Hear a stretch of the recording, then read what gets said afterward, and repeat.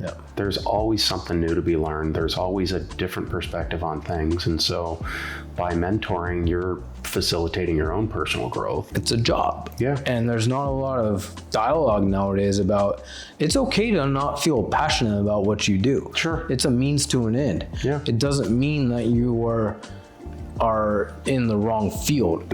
Once you take that next step forward, you're in it. It's like the step before you're already an adult, but like the full adulting process. There's a reason why so many attorneys either have health problems early or they have addiction problems. Long time. Okay, buddy. Cheers. Cheers. To Nick. To Nico. So I've been wanting to interview you for a while. Let me wipe off that scotch off my lip. And one of the reasons that I started this little situation we're sitting here for is to reconnect with friends that have made an impact on me in my life. And to not only reconnect with them, but to distill some nuggets that they have imparted on me, and I hope they can impart on the 2 or 3 people that will tune into this. Hopefully it's more than that, but one of the things that drew me to you was you were always the person that was wise beyond your years.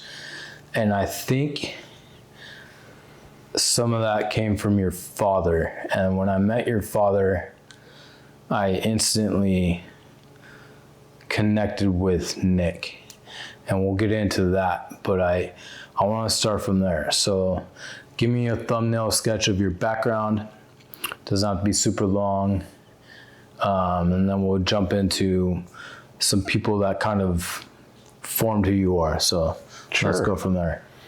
Well, born and raised in Long Beach, California, although now I'm Seal Beach, All right. just next door. Yeah. Oldest of 3 kids. Mom and dad were married for quite a while until my dad passed away last year. Yeah. Or I'm sorry, 2 years ago now. And so I went to St. John Bosco High School, went to USC for my undergrad, went to law school with you. Fight on. Went to law school with you at Santa Clara. The other SC. Yeah. Kept the same letters. And yeah, I'm a commercial real estate and corporate attorney, transactions. Yeah. I've got 3 beautiful kids. I've got a lovely wife of almost 10 years, and Man, time flies. yeah. I think we were off camera and I was reminiscing about how we used to go to, what was that bar we used to go to in Santa Clara? The Hut. Mm-hmm. And what was the Thursday night bar? How did The Claron? Yeah, time flies, man. Yeah, it was a long time ago. Yeah, a long time ago. And now we're sitting here watching your kids bounce around the house, and you're just kind of counting like, where did time go? Yeah, your priorities change, but kids give you a chance to impart a little wisdom downstream. Yeah, so tell me like a little bit about your background and what led you to go from SC. I know you were a letterman in SC, your journey from SC to law school, and then give us a thumbnail sketch into your time as an attorney. Sure. Well, in grade school, I was kind of a science nerd. I thought I wanted to be a chemist until I realized what chemists do. Thought it was just mixing chemicals in the back room. There's equations involved. Yeah. And then at SC, I was actually pre-med because I wanted to go into medicine. And I was pre-med for about 2.5 years, and then had we'll call it sort of a mid-college crisis / epiphany, and decided that I didn't want to wait until I was in my 40s to actually start making a living. Yeah, you don't want to be in debt forever. Yeah. Still love science, still passionate about it, but made a pivot to law. Took a couple of undergrad law classes at SC. Yeah. And thought, oh, this is interesting. You still get to use your brain. You still get to, argue a little bit. And I always had a little argumentative streak in me. Yeah. My high school chemistry teacher saw that quite a bit when I'd go and point out errors on his test forms. Yeah. They love when you point out errors on their own test forms, don't they? And so, I decided to go to law school. Took a gap year in between USC and Santa Clara. How important was that for you to take that time off in between undergrad and law school? Not a lot of people do that. And I've had conversations with people about that. Tell me about your time off in between undergrad and law school. I just kind of took it as an opportunity to take a breath. Because once you hit law school, you're out of law school and you're running. Full in, right? And so I moved back in with my folks. I had a good relationship with my parents. We hung out quite a bit. We were pretty friendly. I know Nick Rose really well. And so I lived at home for a year. I tutored kids in math and science because that was always easy and fun for me, growing up. And so I tutored middle school students and high school students in the afternoons. I played racquetball twice a week. I golfed with my dad twice a week and really just kind of had fun.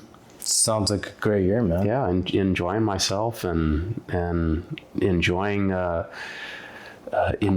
having any ties, knowing that once you take that next step forward, you're in it.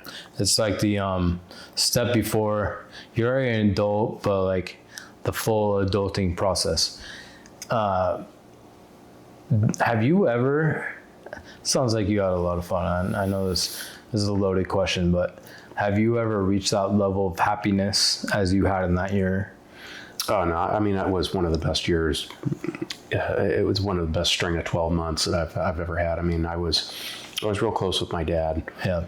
And I asked that knowing what the answer was. Yeah, obviously. But it was just a time where he and I really got to bond, really have a good time. And, at the same time, we both had similar interests. I picked up his interest in racquetball. I picked up his interest in golf. And so we really got to do a lot of fun things. Yeah. It was a great time. And I've been saving these questions for later on, but you've kind of brought Nick to the forefront. And Nick, to me, who's your dad, I didn't have a long relationship with him, but from the moment I met him, we're kindred souls. And I felt like he had that with a lot of people. And I always ask people, like, who are your role models? Obviously, I know your dad and your mom are role models. And I know your dad had passed, and I'm probably going to get teary-eyed because for me, it was hard to learn of that and know that the world had lost such a truly special person. But hearing you talk about him and hearing me trying to choke through it, tell me what Nick meant to you and what he imparted on you and what you hope that Nick imparted on you that you get to impart on your son, Max. Sure. Well, my dad was a very matter-of-fact guy. He, when you were struggling with something, he didn't give you the answer until you went to him for it. Mm-hmm. And then he'd give it to you very plainly. He was a good voice of reason. He was a good counterbalance to whatever you were doing and very no-nonsense approach. But he always knew how to point people in the direction that they already knew how to get to, but just needed that little extra nudge. Sure. He had a way about that. Yeah. And he never really got freaked out about anything. He was always super calm. He was always very composed. Something I'm not quite as good at, and hopefully will be one day. But he just brought a level of stability to where he was, and that's what was kind of neat about him. And when he went into, the people that knew him, when he went into a place, he was a friendly face. And people didn't screw around with him. You didn't fuck with Nick, but you always joked with Nick. Oh, he loved somebody who could take ribbing and at the same time who could give him some crap, and that would gain his respect right off the bat. Yeah, I remember. I think the first time I met him, I don't know if it was after. Oh, I met him during law school, but after law school, I came down and hung out with you here in Long Beach, and he was just at his table, at his spot, head of the table. Just gave me this deadpan stare and was like, "What's up?" I was like, "Hey." Said some sarcastic ass response, and I was like, "You and I are gonna get along really well." And I gave it right back to him. And I saw the recognition in his eyes. It's like, "You and I are cool." And it takes a spirit to recognize a spirit, but he and I had a similar sense of of humor, but even beyond the people that have similar sense of humor, he transcended every other personality. When we were at his service, it was just so powerful to hear how many lives he impacted. And it goes to show that you don't need to be this big name person to impact so many lives. And at a celebration of life, I think you guys had in mind X amount of people, and then that got overshot by 2 or 3 times that amount. So to me, it proves that being humble, being graceful, and doing small things in life every day really impacts how you impact people going forward. And so that was really on display for Nick's services life. And I could go on for a lot of time, but I don't want to take up your thunder, man. I was just super happy to have known your dad, and I still look at his picture over there, and I miss him. So thank you for letting me have that moment. And I see a lot of his qualities in you, and I know you're going to pass them on to your kids. So with that in mind, before I get blubbery-eyed, what other people aside from your father kind of impacted how you have developed and how you approach life?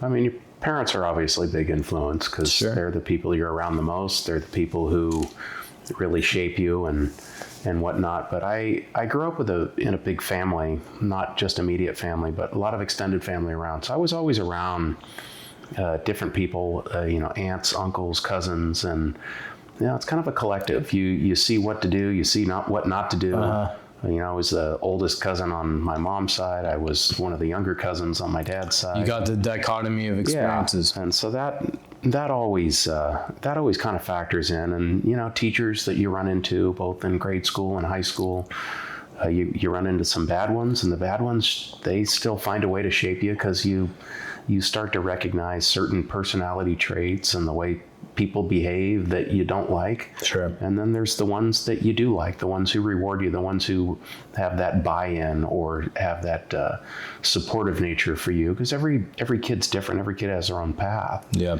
And some are straight, some are crooked, but you need somebody that recognizes each person for what they are, who they bring to the table, and if they've got something to work with, those teachers help mold it.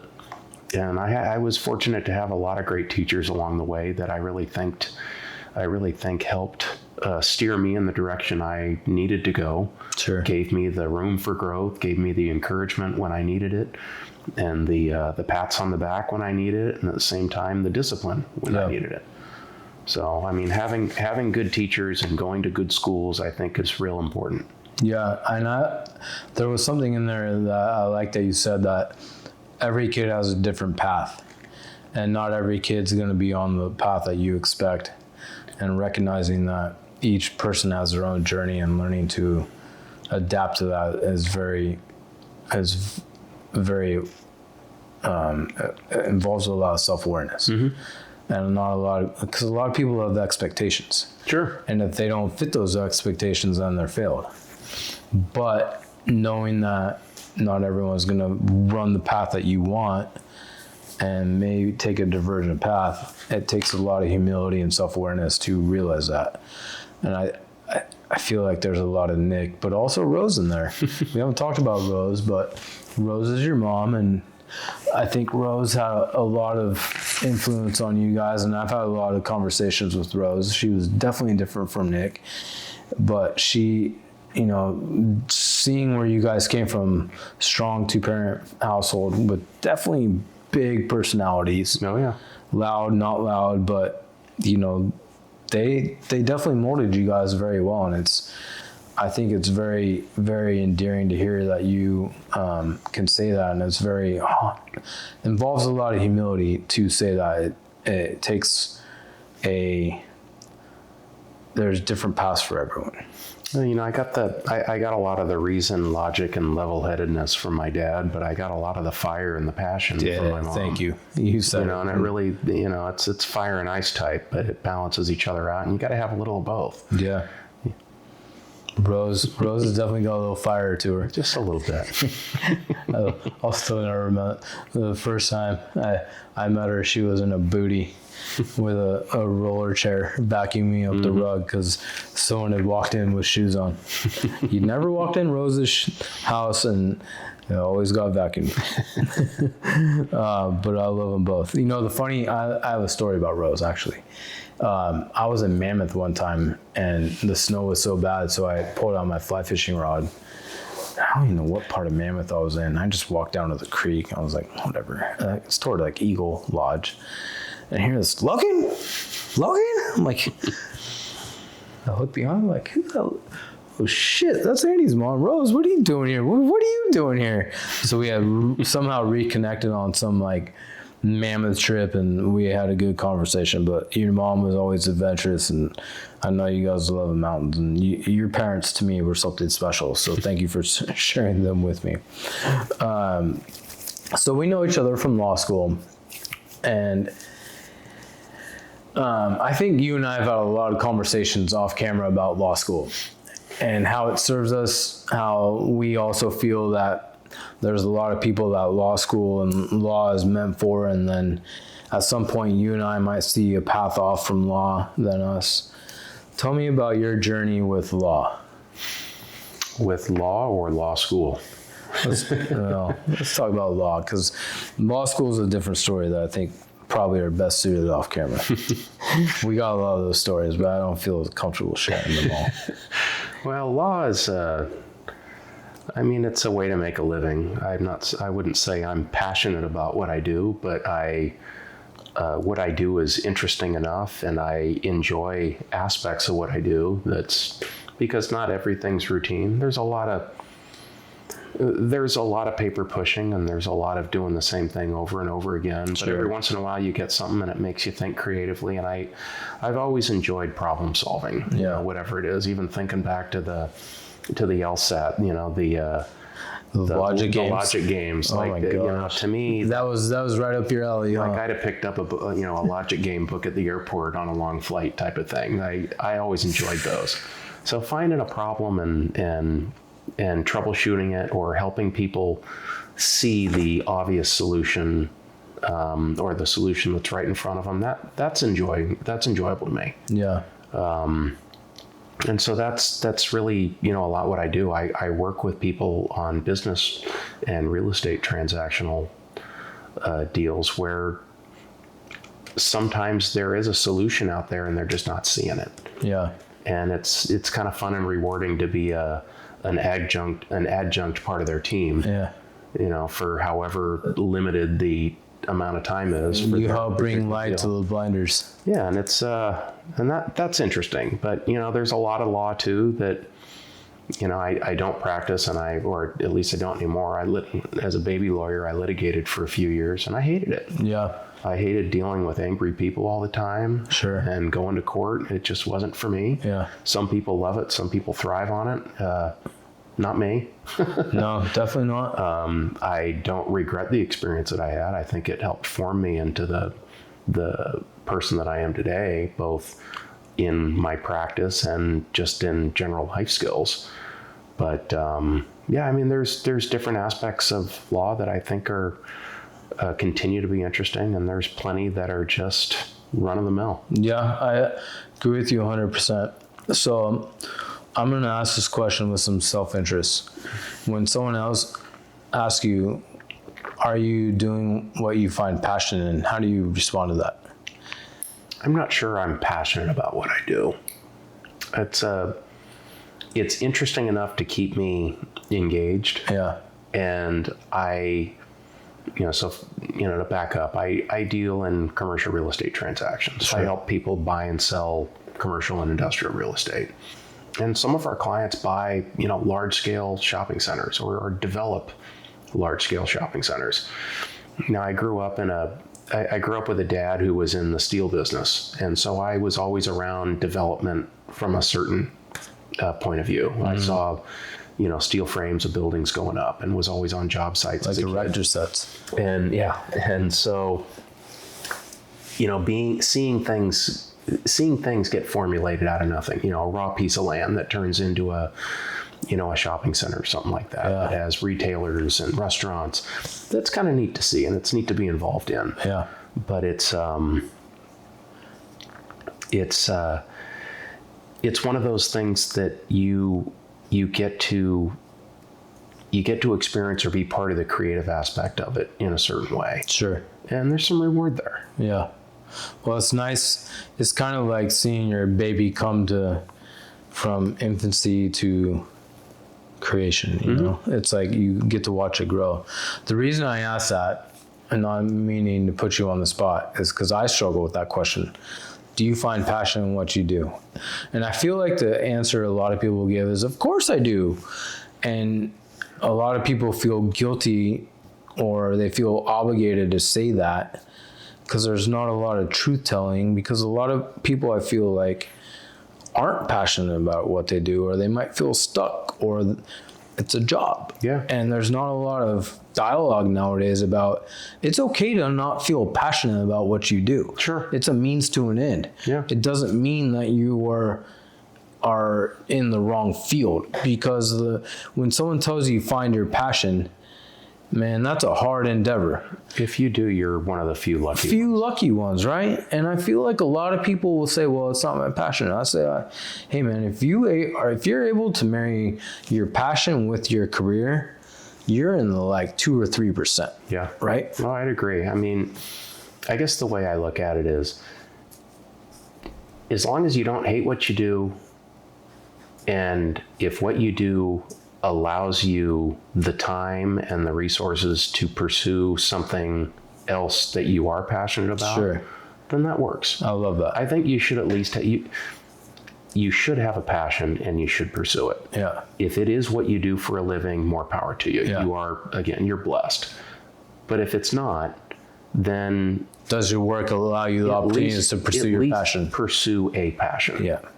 Everybody needs to have something they're passionate about. Everybody needs to have something that they develop, that they nurture, that they improve on. Sure. Self-improvement. It's all very important. Yeah. I love the people that are like, just find your passion. I'm like, that's funny. Yeah. Yeah, let me just go figure it out.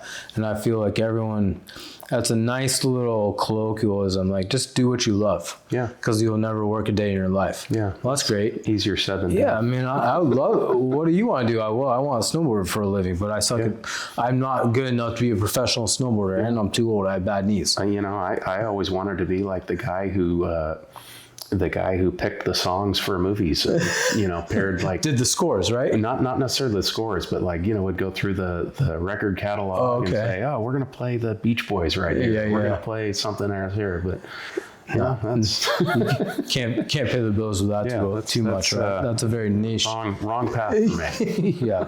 Well, I appreciate your answer. And I feel like now with a lot of us, some people feel stuck, and I feel stuck a lot of times. And I come back to, I love what I do, but sometimes I want to do something different. And it kind of feels like you go to school, you're stuck in a career. You pursue a career, but the world before us didn't give us like you can do this career, but you can also branch out in other ways. It was like you had one career and that's what you do, you retire. I never really like that mold. And I always knew that I had something else in me, and I struggle with that inner dialogue of like, well, I'm a lawyer, but I help out people, I make decent money, but if I go do this, I make less money, and I feel like I have the golden handcuffs on sometimes. Yeah. So it's an interesting dichotomy that we go through, and I feel like other people go through that, and they might feel paralyzed. That's just how I feel. Do you have any insight into that? I mean, I don't disagree. It's kind of hard to pivot, especially the longer you're established in something, because you've got your safety net there with what you're making. And, as we get older, we all have our liabilities and our obligations that further weigh us down in what we're doing.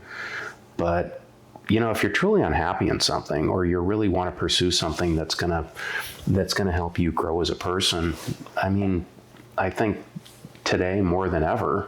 You have so much opportunity. The resources that are available with, just connectivity and networking and AI. The advent of AI. I mean, there's a lot more opportunity now than there was, say, 10 years ago. Totally. So you kind of have to weigh everything, and if it's really something you need to do for yourself, for your growth, for your family, or whatever your situation is, then it's something you really need to consider. Yeah, you don't want to be in a situation that makes you unhappy. No. But it's never easy. Like, you can always counsel people, like, just leave. Well, okay. Easier said than done, right? Yeah, it's hard to leave an income. It's hard to leave a steady paycheck type of thing. And especially when you have, like you said, liabilities, and as you get older, you have a wife, you have kids, you have a husband, you have dependents, you have bills, all the stuff that. I mean, I early on as a baby lawyer, I mean, you and I graduated during a really tough time with the market crash in 2008, and a lot of our classmates struggled to find jobs. I struggled to find a job right out of law school, and I worked part-time for a lady who did construction defect for the better part of a year. Yeah. And I didn't like it, but it was all that was there. Yeah. What I wanted to do, what I clerked at as a law clerk, which is the firm I'm at now, partner at now, is there was no real estate going on, real estate transactions. People weren't buying and selling in 2008. Yeah. And so I litigated, and I really didn't like it. I look back, and I'm fortunate for the experience that I had, but I went through several thought processes where I decided, well, if I'm not going to do this, I need to move now. And what would I want to do? I thought about getting into financial advisement. Sure. I thought about getting into consulting, although, it's kind of hard to be a consultant when you have no experience, right? When you have no experience, and, and I was really, I looked at getting a real estate license, because I figured, all right, well, the markets are cyclical. They're going to turn again. Yeah. And so I reached out to a lot of different people that I knew that were in these other industries. And it was a really hard time. And, fortunately enough, I pushed through and got to a point where I'm at now. But it's tough. It's really tough to have those internal conversations about, what do I do with myself? How do I navigate this? How do you keep your sanity through everything? Especially with what we do. I mean, I don't want to make it out to sound like it's, superior to other professions with burnout and things like that. But burnout in law is very real. Yeah. And sure, there's the paycheck tied to it that a lot of people look at and say, oh, well, you're getting compensated. Excellent. But it really weighs down. There's a reason why so many attorneys either have health problems early, or they have addiction problems. It's something that the profession itself really can weigh on you. Sure. If you let it consume you. Yeah. And so it's all, you can say that, I'm sure, about a lot of professions, but that goes back to, well, you need to make sure that you have something you're passionate about, something you're maintaining a good work-life balance. Healthy balance. Yeah. So that you know how to decompress. Yeah. And I that's really one of the reasons I come back to you, and one of the reasons I always speak so highly of Nick is, like, we would commiserate at the table, and he'd be like, yeah, it's cool. So, are you guys done complaining? Like, he would just say, okay. He would put your life in perspective. Like, we're complaining about, it's not stupid, but, like, okay, we're done. Yeah. We're employed. We're fine. And you said something about being brought up in we came out during 2008. It's hard, and it was hard to find jobs, and I was very fortunate. I had a job with my brother, and I know a lot of a lot of our colleagues didn't, and they had to persevere. And I feel that there's a lot of negativity surrounding new people, new admissions to the bar, or this new generation that's coming up, and how they approach things. And I hear both sides. I hear the old man in the corner saying, oh, they're soft. They don't know how to work. they don't even know it's like they need to persevere. And then I hear the other side saying, well, the old guard doesn't understand what we're trying to go through. We want more work-life balance. Not putting you on the spot, but I, for myself, see both sides of the coin. One, you got to cut your teeth, because you're not going to come out of very few people are going to come out of their training, education, and land their dream job without having put in the experience and cut their teeth. But at the same time, it doesn't necessarily mean you should be in a position where you're being just beat down by these other people. Like the old style of law was the hazing. Yeah, the hazing. Like you're going to bill 2,500 hours, whatever. I don't know what it was. It's 2,000 hours a month, and we're going to cut it. Like that shit doesn't fly. Maybe it does. I don't know. I don't have any insight into the billable worlds. But how do you land on that spectrum of the new guard versus the old school mentality? Because we have to think about all this now that we're kind of in the middle. Where do you land on that?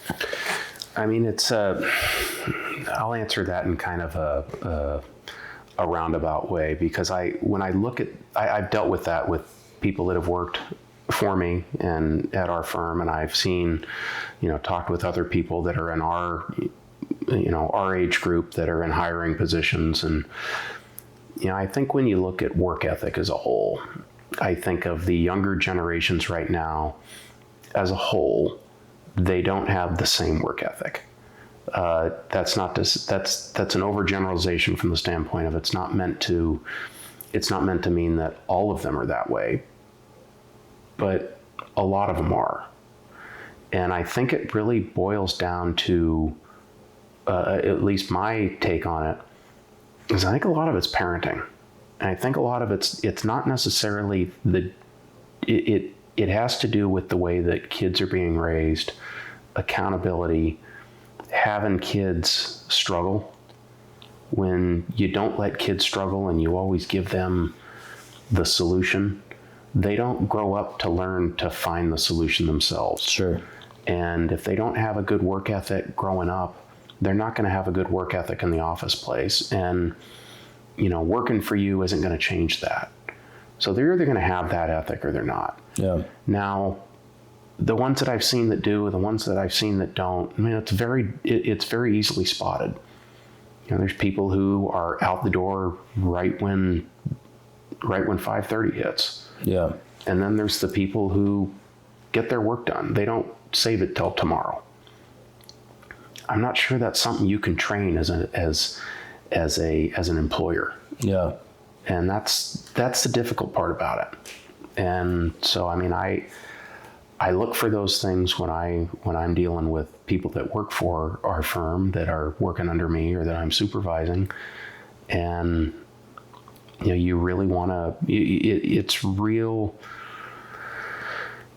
hard to find people who are consistently engaged and want to put in that extra effort, because you're right. You have to cut your teeth.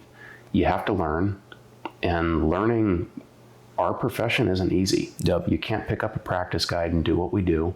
A lot of it is learn from trial and error. Yeah. And you just hope the person supervising your work catches your errors before the paper goes out the door.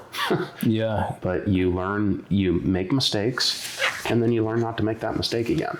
Yeah, I was talking to someone, and they mentioned to me that they only wanted to learn something if there was a mentor involved. And I was like, a mentor is not always going to be there. Sometimes you're going to have to learn this game by yourself. And if you don't want to learn it, then you're always going to be stuck in your bubble. Yeah, there's the, show me how to do it so I can do it in the future versus show me how I can learn to do it. Yeah. I've had several people work under me. I enjoy mentoring, and I enjoy supervising and working with younger attorneys. One of the other things I did, I was for a long time after graduating college, I stayed on and I was a chapter advisor to my fraternity at USC. Sure. And I'd work with the presidents, and I would mentor them and help them navigate their very small issues. But to them, it was, life altering. Yeah. And it's the kind of thing where there's a lot of reward there, but everybody's going to have their own methodology on that.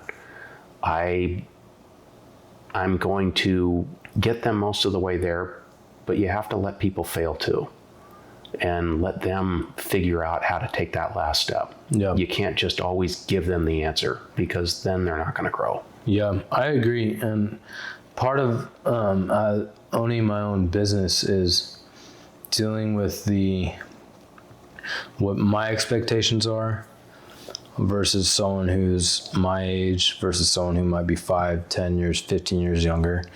And I'm not always going to be able to put myself in their shoes, but not imposing my expectations on them and learning.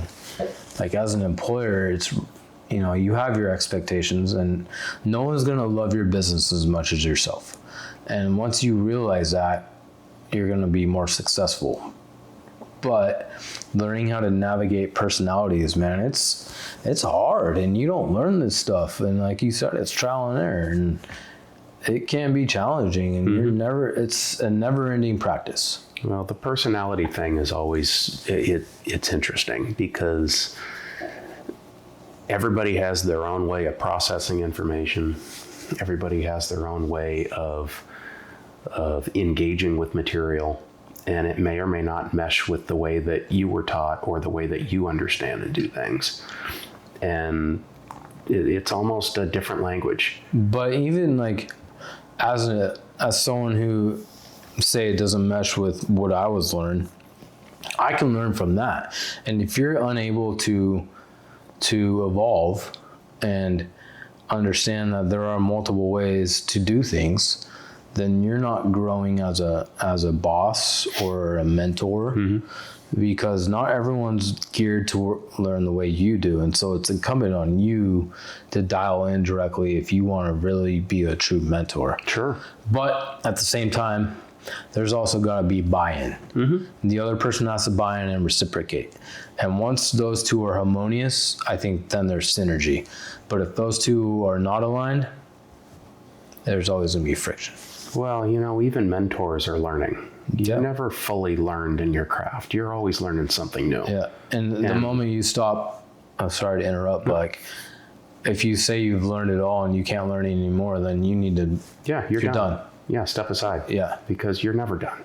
Yeah. There's always something new to be learned. There's always a different perspective on things. And so by mentoring, you're facilitating your own personal growth. Sure. And sometimes you may realize, maybe I could have been doing this differently. Yeah. And it's a process. I do that all the time. I'm a very, when I train, I don't train. I'm not a good teacher, and I always delegate that to someone on my staff, because I don't know. I can't train. I don't know what it is. Maybe it's impatience. But when I hear feedback, I always like, my systems could be better. My onboarding could be better. What can I take away from this lesson and improve going forward? So I try and incorporate that as much as possible. And that's something that in my 30s, I think I was so egotistical that I knew everything. Like, I got this figured out. And then towards the end of my 30s, I was like, no, you don't. Like, you really don't. It's time to take a piece of humble pie and, re-engage and be a little bit softer of a presence. So there's a big learning curve for not only the people underneath, but the people on top. I agree. Yeah. So away from the mundane stuff of law, because no one likes to hear about law. You got 3 kids. What are some nuggets that young parents can learn from you on how to balance out marriage, 3 children, 7, 5, and 3, full-time career? Because that was part of my podcast, like bringing people together that aren't necessarily the upper echelon, but people that I find successful, be it personal, professional, financial, however you want to define it. And what is something that you just sitting here today, sorry, this is a long-winded question. Sitting here today, 4 hours with your family, you guys navigate this very well. So enlighten me on, if I was a person considering having kids and having my partner and I work full time, what are some nuggets that you can instill on people? God, if you know of any, let me know. It's organized chaos around here. I mean, we're doing the best we can. Yeah. Trying to be good parents, trying to juggle everything. We don't get it right all the time. No one ever does. And I think knowing that and just continuing to try and just do as best you can and teach good values and make sure that you're spending enough time with your spouse and not getting caught up in what everybody else is doing and really just focus on what's important for you and your family and their growth. Sure. I think if you're just doing that, you're ahead of the curve. Yeah. Outside of that, I mean, shoot, there are plenty of days where my wife and I will look back and think, boy, today was a tough day. And I really feel bad about how I did X, Y, or Z. Yeah. And there's that self-reflection there and just, well, how do I be better? And then you might have the same slip up the next day. You might find yourself in a spiral, and I think as long as you have the ability to reflect and to try to improve, that's really the most important thing. Yeah. There's no perfect parenting. There's no perfect relationship advice, at least in my opinion. Maintain a goal of continued personal growth. Maintain a goal of always checking in and making sure that you're doing what you can for your partner, that you are keeping your kids on the path that you big picture want them to be on. Sure. And the small little detours that you take along the way, that's just part of the ride. Yeah. That was very eloquent. I can't even add anything to that. I think what I can say is that it's always a practice. Yeah. It's always a journey, and there's never perfection, and it's always progress beats perfection any day of the week. There's no blueprint. Yeah. And with 3 kids, my oldest may take path A and my middle kid may be completely different. Yeah. And what worked for one doesn't work for the other. And what worked for the other 2 may be completely backwards for this third. It is a constant learning experience. Yeah. And if you tackle it with you try to instill too much control or too much rigidity in anything, you're going to get swallowed up. Yeah. They'll eat you alive real fast, right? Yeah. And I mean, there's always a moment where you're going to feel overwhelmed, and it's okay, because it's life. Yeah. Life is hard. Yeah. It's about the ride though. Yeah. You gotta look back and think, well, I learned something today. Yeah. Or today was a good day. I learned a new joke from your son. He said, "What's this? Nose. What's your name? Logan. What's in my hand? Nothing. Logan knows nothing." That ate on my soul. Good old kindergartner humor. Hey man, I'm gonna incorporate that every day in my life. I don't even know how long we've been going, but talked about your role of father, and you kind of touch on this a little bit, being a spouse, but can you reinforce how important it is to make sure that you are fully invested in your relationship and taking the time? Because I know you guys have no time, but in order to be in tune with your partner, I find it in my relationship at least, and I don't have nearly I don't have kids obviously. How important is it for people to take time as partners and rededicate themselves or just spend time with each other, because relationships over a period of years, you know, it's like a practice. So can you touch on that? I mean, the few trips away from kids that Katie and I'll take, it's a completely, I mean, I'm meeting a completely different person. But you know, you just have to kind of commit to decompressing and finding moments. It might be brief moments. Sure. It might be a dinner. It might be a night away. But when you do, you got to toss everything else aside and just focus on who you're there with and in the present. I love that moment in the present, because I've talked to a lot of people and they're always talking about being in the present.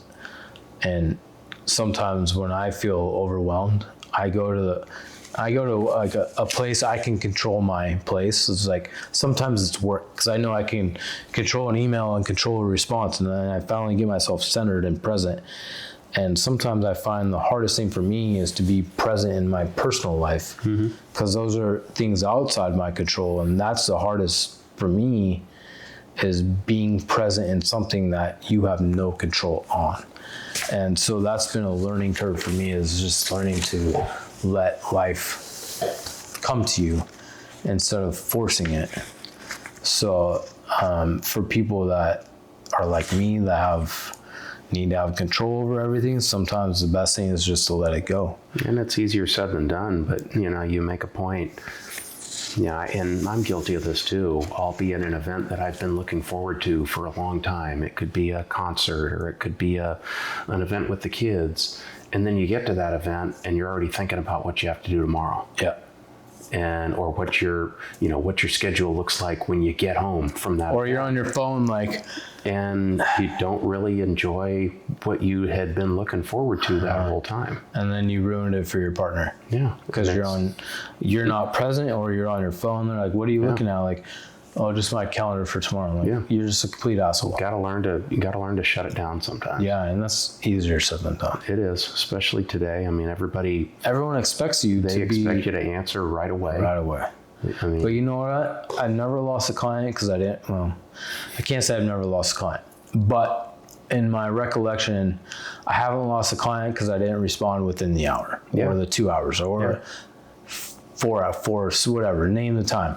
Now, I mean, I'm not saying don't go 3-4 days, but at least have a mechanism in place that if you're unable to respond, someone in your place will. That way you can free yourself up to be present with your people. Yeah. Right. All right. Some fun stuff. Oh man, finally. No, playing. Fight on. Why is UCLA better than SC? No, I'm kidding. Why is SC better than UCLA? Yeah, it depends on the sport. Depends on the year. It's a fun rivalry. Yeah. The games are always fun. Doesn't matter the sport, but there's just something about it. It is fun rivalry. You know, I went to Santa Barbara, so I didn't really have a college football team, so I adopted SC because my roommate knew someone that played on SC's team. And I always joke that my team was undefeated since whenever they disbanded, 94. But then UCLA got good at soccer, and our college, Santa Barbara, was good at soccer. And I was like, fuck UCLA. And like, they beat us, of course. And I was like, of course, we Santa Barbara partied like rock stars. But I always was just like, SC. I love SC. So I'm always going to be on the Trojan side of that fence. I want to ask you, what's wrong with SC football right now? I think they need a new football coach. Really? Yeah. Oh man, they can't get it right, can they? They've sure been struggling ever since Pete Carroll left. It's been one thing. I don't know who typed that up, but that's in there.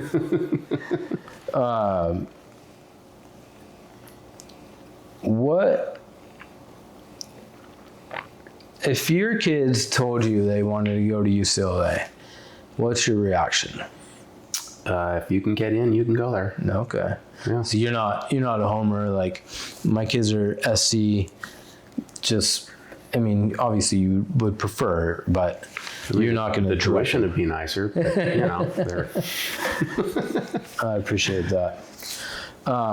We talked about your folks. Are there any other influences you can help crediting you to get you to where you're at, finding joy in your life.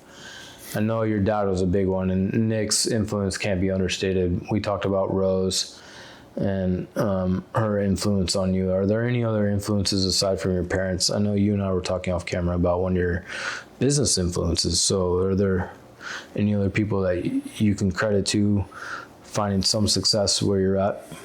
I mean, influence in terms of learning what I like, in what helped get me to where I'm at, and also just with life skills.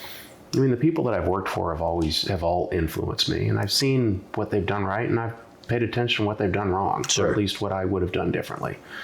So I think there's some real value in learning from the people that you work for, because you can see what kind of life they're leading. Yeah. And you can know, well, if I'm just like that person, that's what my life's going to look like. If I do that, I'll be like that. But if I don't do that, I have the opportunity to not be that. But, a lot of I played racquetball with my dad. A lot of the guys that I played racquetball with were more closer to my dad's age than they were mine. Sure. A lot of them were successful business people, own their own companies, or, a couple were attorneys and things like that. And, just observing and seeing how different people got to where they're at and what makes people tick. Yeah. And so I'm not sure I'd credit any one individual, but just being exposed to different successful people has helped shape me in knowing, oh, okay, well, I know so-and-so, took this type of path, or they had this kind of mentality with respect to a particular skill or a particular thing. And I think all of that collectively, just the general experience of being around other people that have been successful and have seen success, and people who have not seen success and failed. I think that's all valuable experience. Just listening to other people's stories, I guess, would be the way to sum that up. I like that, because not only are you're talking about exposure, but you're talking about being a sponge. Mm-hmm. And I know part of the inhibitions to my path was thinking I knew everything. And then once I got out of my own way and opening my ears and listening to people, I absorbed a lot more. Yeah. So if people can learn those two skills, one, getting exposed to people, which you've done, and two, getting out of your own ego and just listening, mm-hmm. you're going to learn a lot. And I think number three is what you're saying, is not being afraid to fail. Yeah. People are going to fail. You're going to fail. It happens all the time. It happens. And in our country, failure it's not the end all be all. You have the opportunity to bounce back. When you listen to people that are far more successful than I'll ever be, or me, and how they got to where they're at, how many times they'll tell you how many times they failed before they got it right.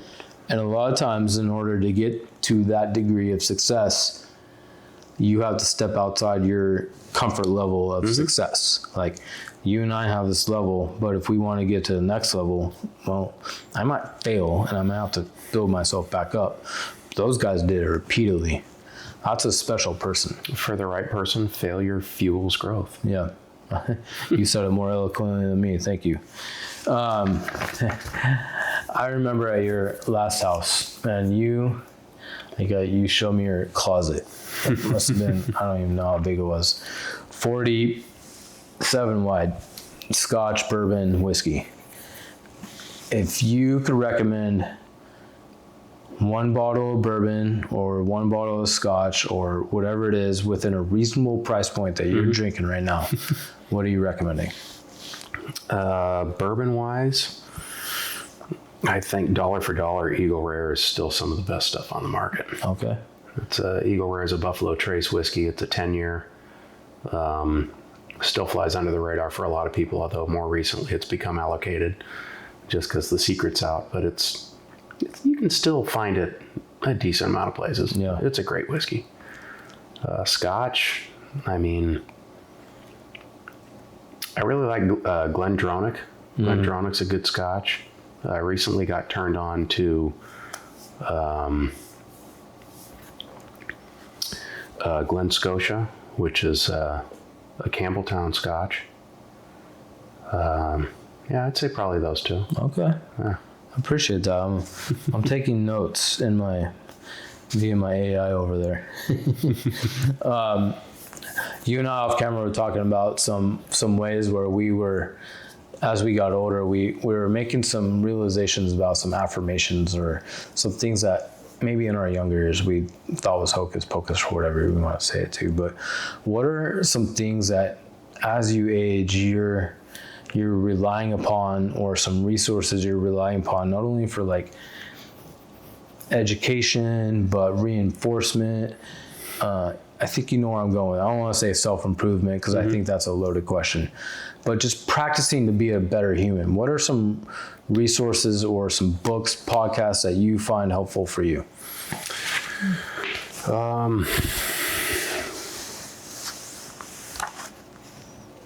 You know, it's funny. I've become a lot more interested in AI as kind of a source for starting to give you more ideas on places to look. It's, you know, especially with the integration on Google, you know, it helps kind of give you more search results, more targeted search results. But you know, there's some books out there that I've bought here and there, parenting books on, you know, individual self-improvement, books on relationships and self-discovery. I don't always get through them all because I'm not the best. It's a lot of reading, man. But you know, those have been helpful. Podcasts. There's a couple relationship and intimacy podcasts out there that are good, and just, you know, pointing out. It's funny. You know, we were talking earlier off camera about, you know, relationship struggles, and it's common in every relationship. Sure. You're going to have ups and downs, and you know, when you have the downs, it's how to navigate through that and figure how to get yourself to the, you know, from there to where you need to get to. Yeah. And, you know, a lot of that is just, you come to find that you're not the only one with the same problem. Yeah. There's a lot of people out there that have the same problems, and people talk about them. You just have to kind of go to the right resources. Sure. And the solutions aren't very cryptic either. They're very common, no-nonsense solutions, but really what it takes commitment, it takes buy-in, and a little bit of courage to just take that step and acknowledge that, all right, well, I need to do this, or I need to do that. And, you know, with parenting, same thing. You know, we don't, you know, everybody says, oh, I don't want to be like my parents were. I want to be better than my parents. Well, then it takes the courage to know when you are fallen into a certain trap or a certain routine, a pattern. Yeah. And how do you pivot out of there? Yeah. And I like the word courage, because that, you can always say you don't want to do this, but it takes courage to actively confront your default mechanisms and try, not necessarily change them, but just be aware of them. Because a lot of people, I think the awareness is the most important step. And then once you're aware of them, you're never going to change them. They're always going to be there. They're default. And that's, maybe I'm wrong, I don't know. But as long as you're aware, and then you can actively try and take steps to make them better. But I think at your core, they're always going to be there. But if you're aware of them, then you know, like, oh, I feel myself getting this way. But if you have that awareness, you're like, oh, then it clicks. Like, I don't want to respond. I know for me, I have a default to anger and reactiveness. And sometimes that awareness clicks, and then other times it's not even there. Like, so I think it's just a constant practice. And being a good person is just a constant practice. So I love that word about it takes courage, because a lot of people I don't want to say don't want to, but it's hard. It's hard to confront the things that are antithetical to who you are. Growth is not easy. Yeah, no, never is. And it's scary. Yeah. Because that's how you are. All right. Who's a better golfer? You or me? Next question. Next question. He doesn't even answer that. I know you're big into some sports, golf, racquetball. So I would say those are passions for you, right? Yeah, they're my release valves. Yeah. How did you get into, because I know you were a D1 water polo player, you were into sports, but it seems like you adopted the former because of your father. Is that a true statement? Both of them. I mean, I played water polo at SC for 2 years. Again, it wasn't really going to go anywhere for me. Yeah. And I'm fortunate for the experience and the, being a part of the team. But, when I hung that up, I needed something to do. My dad was an avid racquetball player. He's quite good. Club, he has his name on the plaque, right? Club A player, and I wanted to give that a try and spend some time with him. And so I took it up. He bought me a racket, and I went down there and started hitting around. He taught me the ropes, and I started playing with him and picked up the game pretty fast and got to be a decent club level player. Yeah. And so it's a fun sport it gave me the mental release that I needed, because you're playing against somebody else. It's not like running or swimming where you're just in your own exercising and your thoughts are there. When you're playing a sport like that, anything where you're going up against somebody else, for me, it's racquetball. Your mind turns everything else off.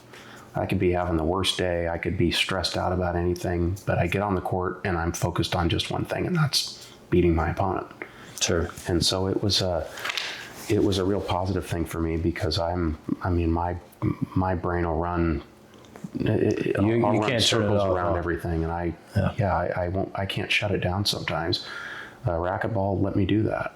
So how do you square that with golf? Because golf is a completely antithetical to that. You're in your own head all the time. How do you and you're a good golfer, so how do you manage to blank that mind out in golf? Don't really blank it out, but golf was more of a social thing I did with my dad. Okay. I started playing with him at a younger age, not really seriously, but he would go out and play because he was really into it, because that's what he did with his dad. Yeah. In his dad's latter years. That's how he and his dad kind of bonded later in life. And so I would go out with him and, hit around and drive the golf cart and stuff like that. And then in college, around the racquetball time, he and I started playing a lot more. Yeah. And so for me, golf was more of a way to just spend time with him. And at the same time, there's still the competition there when you're playing against somebody else. And it was a bonding thing and a good life skill to learn, because out on a golf course, you meet lots of different people. Sure. There can be competition, there can be business, and it's just, one of those things where you're walking in the park with some friends, maybe by yourself, you got nature around you, you're struggling with a game that is not easy. You know how many golf clubs I've wrapped around the trunk of a tree? Yeah. And I've walked off the golf course numerous times because I have such a temper. Yeah. It's not for everybody, but I love it. It's nice to be out there. When you hit a golf shot that's clean, yeah, there's not too many feelings that can compare to that sound. It's like, I got a hold of that one. Well, and that's the neat thing about golf too. I mean, you could be a 30 handicap player or a scratch golfer, and everybody's going to hit a flush shot. Yeah. Here and there. Yeah. And when you do hit that, you feel it. It's pretty cool. Yeah. And there's not a lot of sports where you have that. The odds of not everyone it's not so democratic. Yeah, I couldn't go out and hit a tennis shot flush anywhere. Golf, there's every so often that the guy with a 30 handicap might hit the shit out of the shot. He might drain a 30-foot putt or a 50-foot putt, and they might not do it every time. That's why they're a 30 plus handicap. Yeah. But it brings you back, and it's fun. Yeah, makes you appreciate it really does, the nuances of the game. Yeah. So we're kind of rounding the corner, and I wanted to ask you some specific questions. I already asked you why UCLA is better than SC. Of course, I got pushback. You recently just got back from a golf trip with our mutual friend. If you could golf 3 courses previously golfed, not yet golfed, or want to golf? Name them. Courses that are available to the public or courses that are private courses? Oh, okay. That's a good question. Let's treat it out. Three each. Private and not available, and then public and available. I'll start with the public and available. I'd like to play Royal Portrush, which is in Northern Ireland. I'd like to play Pebble Beach because I've not played there before. I'd like to play Bethpage Black. That's a public course in New York. Okay. I never even heard of that one. Private courses, I mean, Augusta, right? You've got to put Augusta on there. Yeah. Cypress Point would be the other one. That's right next to Pebble. Probably one of the hardest courses to get on.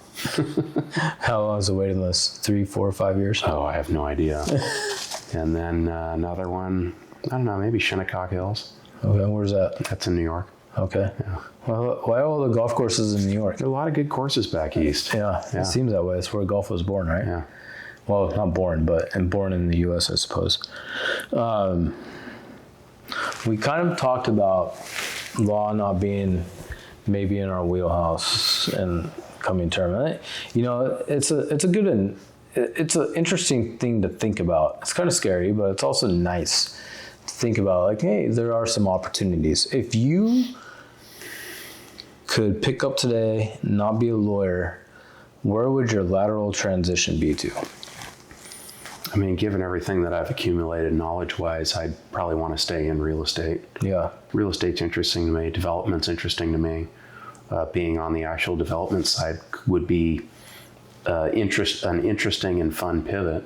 I mean, be doing different things, but also overlapping with a lot of what I already do. Yeah. It's just not so much in the weeds with the documents, but Sure. more with the scouting and with the negotiating and planning, looking for those diamonds in the rough, so to speak. You know, what could be done with this area here? Yeah. How could it be improved? Kind of just always imagining what can I do to create. Yeah. It's a very creative process. Yeah. So we kind of touched on this. We talked about the negatives of, our industry's hard. Sometimes people don't love it, but let's talk about the flexibility. Mm-hmm. Having a law degree, if you chose to not be a lawyer or attorney anymore, turned in like, hey, state bar, I'm done, I'm inactive. We have so much flexibility to transition. I don't think we talk about that enough. Like, we naturally, you're human, you complain too much. I'm not saying you, but me, we always sit there and bitch about like, oh, this and that. But we are very fortunate because we have this degree that we could turn into so many different avenues. Talk to me about what you think a law degree can help out someone who doesn't necessarily want to become an attorney. I think it's a way of thinking. I mean, law school doesn't really teach you anything substantive, I think. I mean, sure, you get some bits and pieces here with, certain areas of law, and yeah, we might remember a couple of cases back from. I don't remember shit of cases, man. Things that we were reading, but I think more importantly is it taught you how to be resourceful. It taught you how to take a position and extrapolate on it and defend it. Yeah. And I think those very basic skills, advocacy, research, writing, I think those are really the core elements that law school teaches you. Yeah. A good law school does. And by doing that, I mean, you can translate that into a lot of different professions where you have to advocate for yourself or somebody else, where you have to be well written, where you have to know how to effectively write and present your case, your position, whatever it is that you're doing.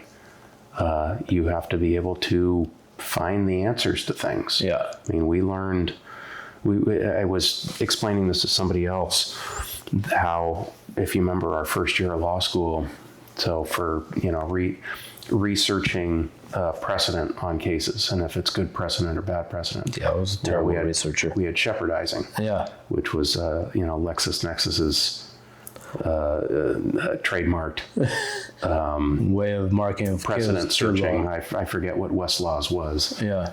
But I always, shepherdizing is kind of like,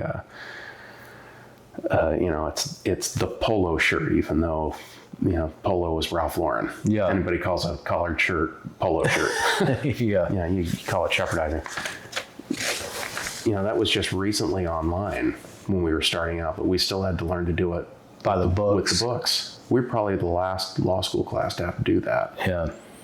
But at the same time, it's a skill. It's a skill to get in the weeds and dig up the answer. And I think that that's something that, people might take for granted or might overlook in what law school teaches you how to do.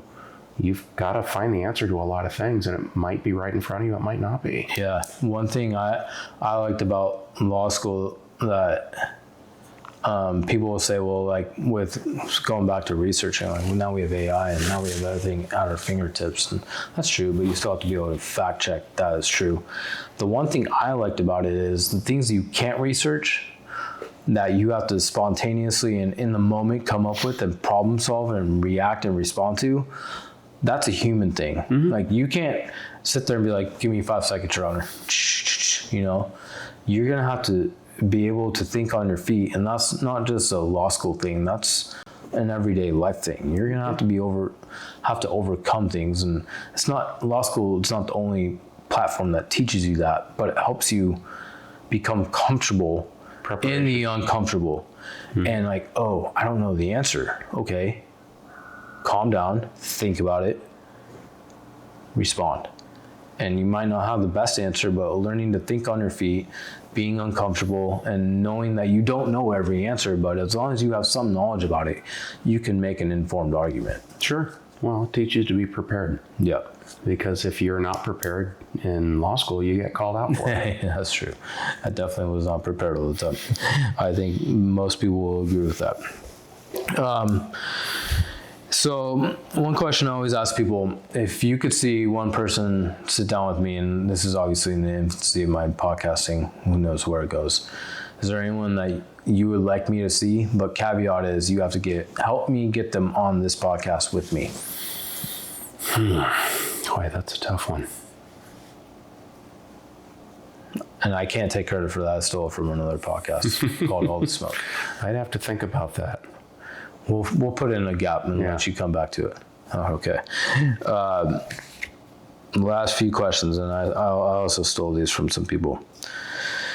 5 dinner guests, past, present, future. Who you having at your dinner table?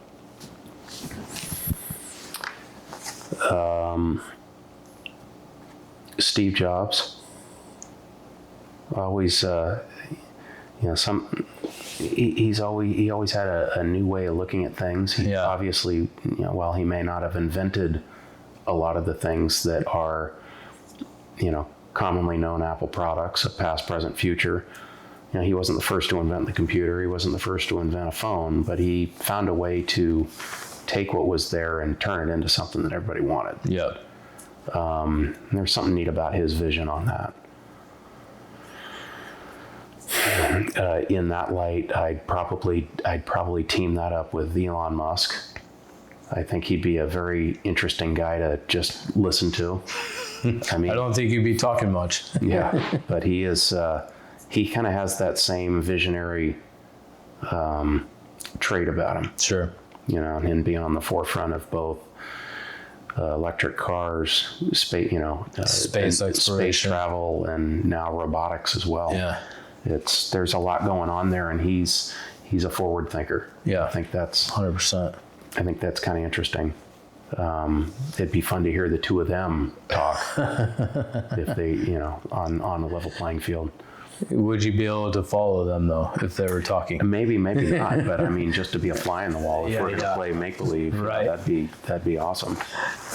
And then that gets me thinking. All right, well, visionary people or people who are really methodical in what they thought about and planning and that sort of thing. I think back to like founding fathers And, you know, a lot of people might be going, oh, Washington or Jefferson. To be honest, I'd actually like James Madison. Yeah.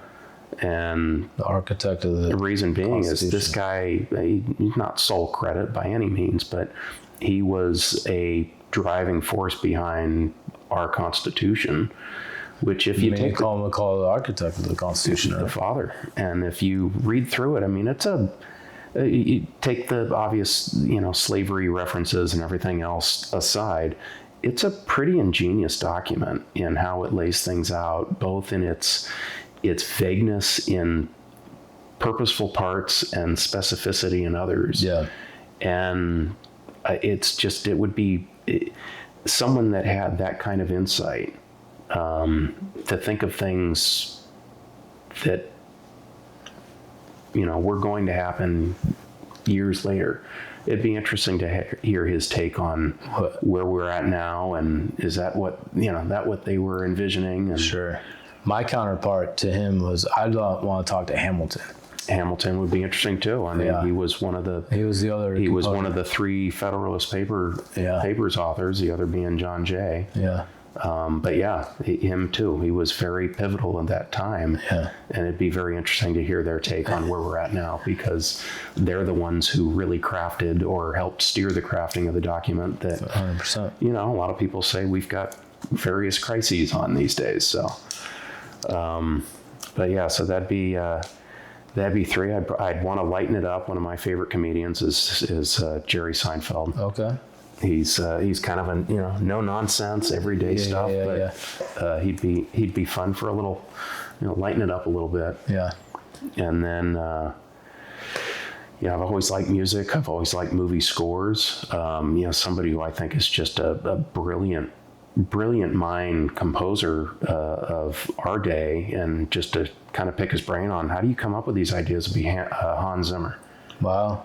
I really like, you know, he's written so many scores that have really impactful memories for people just in movies that they've seen. And probably the most unknown name that's so famous. You know what I mean? Yeah. So, I mean, it'd be fun to just hear his process. I don't think Hans Zimmer will ever be answered in that question again, but I think that's truly a good, because like music is so pivotal, and the score is so pivotal, and I mean, they get credit, but they don't get the credit that all the other people get. So I think that's a really awesome answer. I was walking around your house earlier and noticed you guys travel a lot of places. I'm gonna not say. We used to.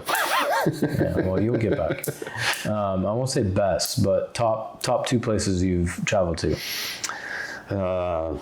Boy, I'd go back to the Amalfi Coast in a heartbeat. Yeah, and that's a special place.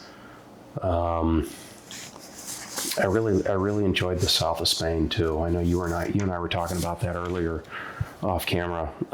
There's just something special about the food, the culture, the architecture.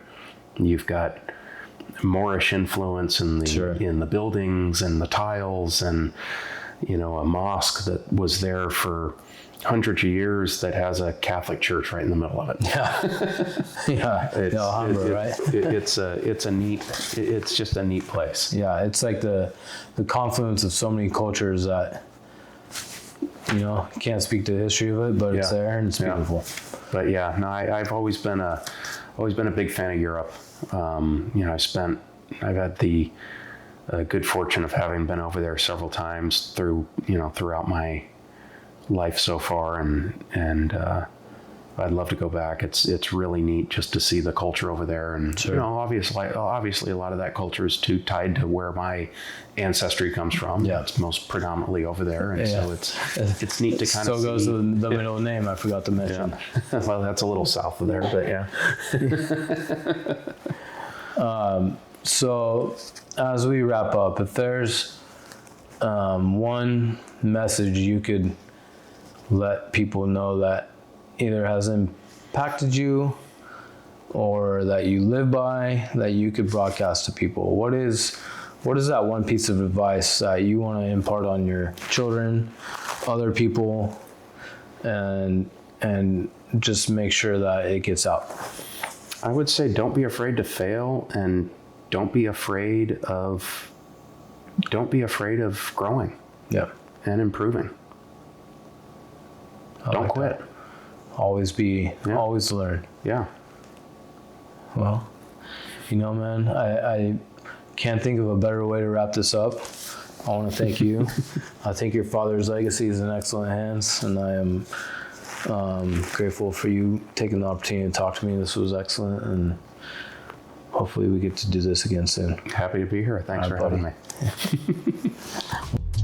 Thank you for tuning into this episode of Quirky Podcast. I hope you enjoyed diving into another inspiring journey and found some nuggets of wisdom to take with you. If you love this episode, don't forget to hit that subscribe button so you never miss a conversation. You can find all our episodes on your favorite podcast platforms and on YouTube. Until next time, stay curious, be inspired, and keep carving your own unique path. Catch you on the next episode of Quirky Podcast.